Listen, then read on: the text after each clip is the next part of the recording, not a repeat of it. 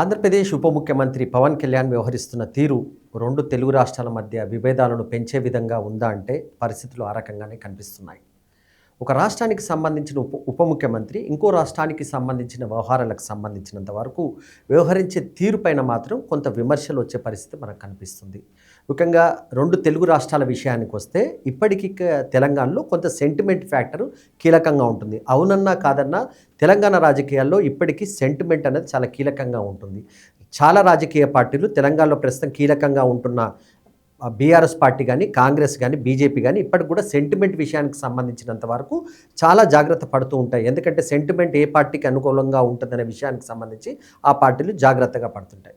ఈ సమయంలో ముఖ్యంగా ఇటీవల కాలంలో ఆంధ్రప్రదేశ్ ఉప ముఖ్యమంత్రి జనసేన అధినేత పవన్ కళ్యాణ్ పదే పదే తెలంగాణ రాజకీయాలకు సంబంధించిన అంశాలపై మాట్లాడడం అనేది కొంత ఈ రాష్ట్రానికి సంబంధించి ముఖ్యంగా తెలంగాణకు సంబంధించినంత వరకు కొంత రాజకీయ వర్గాల్లో చర్చకు దారితీస్తుంది. అది సెంటిమెంట్ను కూడా పెంచే విధంగా ఉన్నట్టుగా కొంత విమర్శలు వస్తున్నాయి. ఖచ్చితంగా ఏ రాజకీయ పార్టీకైనా పక్క రాష్ట్రానికి సంబంధించి ఒకవేళ రాజకీయంగా ఎదగాలనుకోవడంలో తప్పులేదు, అది రాజకీయంగా ప్రయత్నించుకోవచ్చు. కానీ ఒక రాష్ట్రానికి ఉప ముఖ్యమంత్రిగా ఉన్న వ్యక్తి మరో రాష్ట్రానికి సంబంధించి అవతరణ దినోత్సవానికి సంబంధించి ఇది ఏంటి ఈ ఫ్యాక్టర్ ఎందుకు మనం పదే పదే చెప్పాల్సి వస్తుందంటే ప్రస్తుతం తెలంగాణ అవతరణ దినోత్సవం సందర్భంగా తెలంగాణ నవనిర్మాణం అనే కాన్సెప్ట్తో పవన్ కళ్యాణ్ ఒక సమావేశాన్ని ఏర్పాటు చేయాలని ప్రయత్నించడం, దానికి పోలీసులు నిరాకరించడం అనే పరిస్థితి కనిపించింది.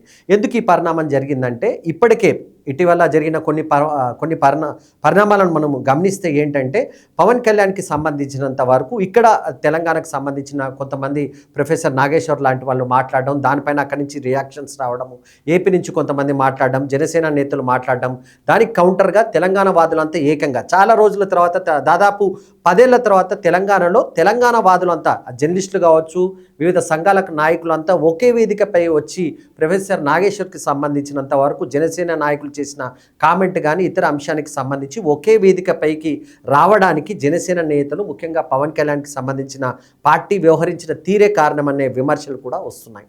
ఆ సమయంలోనే మళ్ళీ ఇక్కడ ఒక సమావేశాన్ని హైదరాబాద్లో ఏర్పాటు చేస్తాం, తెలంగాణ నవనిర్మాణం పేరిట ఈ సమావేశాన్ని ఏర్పాటు చేస్తామని పవన్ కళ్యాణ్ పేర్కోవడంపై మాత్రం కొంత అన్ని రాజకీయ పార్టీలకు సంబంధించినంత వరకు అధికార కాంగ్రెస్ పార్టీకి సంబంధించిన మంత్రులందరూ కూడా దీనిపైన సీరియస్గా కౌంటర్ ఇచ్చారు. మీరు మీ రాష్ట్రానికి సంబంధించిన అంశాలను చూసుకోండి కానీ ఇక్కడ తెలంగాణ అంశానికి సంబంధించి మాట్లాడొద్దని చెప్పేసి కౌంటర్ ఇచ్చారు. బీఆర్ఎస్ పార్టీ నేతలు కూడా మాట్లాడారు. కొత్తగా పార్టీ పెట్టిన కవిత కూడా ఈ అంశానికి సంబంధించి స్పందించే పరిస్థితి కనిపిస్తుంది.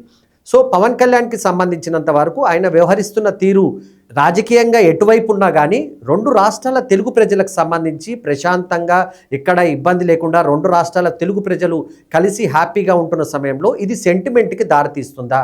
రాజకీయ ప్రయోజనాల కోసం సెంటిమెంట్ని ఏమన్నా రేపెట్టే ప్రయత్నం చేస్తున్నారా, లేకపోతే రెచ్చగొట్టే ప్రయత్నం చేస్తున్నారనే భావన కూడా వ్యక్తమవుతున్న నేపథ్యంలో పవన్ కళ్యాణ్ ఇప్పటికైనా ఈ అంశానికి సంబంధించి కొంత జాగ్రత్తగా వ్యవహరించాలి.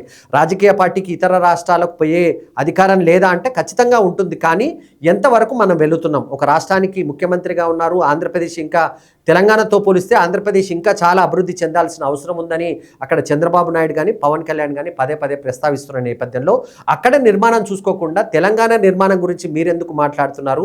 మీ రాష్ట్రానికి సంబంధించినంత వరకు అమరావతి నిర్మాణం పైన దృష్టి పెట్టండి, అక్కడ రాష్ట్రానికి సంబంధించిన అనేక రకాల సమస్యలు ఉన్నాయని మీరే చెప్తున్నారు కనుక అక్కడ నిర్మాణాలపైన దృష్టి పెట్టండి. కానీ తెలంగాణ అంశానికి సంబంధించి మాత్రం తెలంగాణలో జరుగుతున్న పరిణామాలపై మీరు జోక్యం చేసుకోవద్దనే అంశాన్ని మాత్రం ఇక్కడ అన్ని రాజకీయ పార్టీలు ప్రస్తావిస్తున్నట్టుగానే మనకు కనిపిస్తుంది.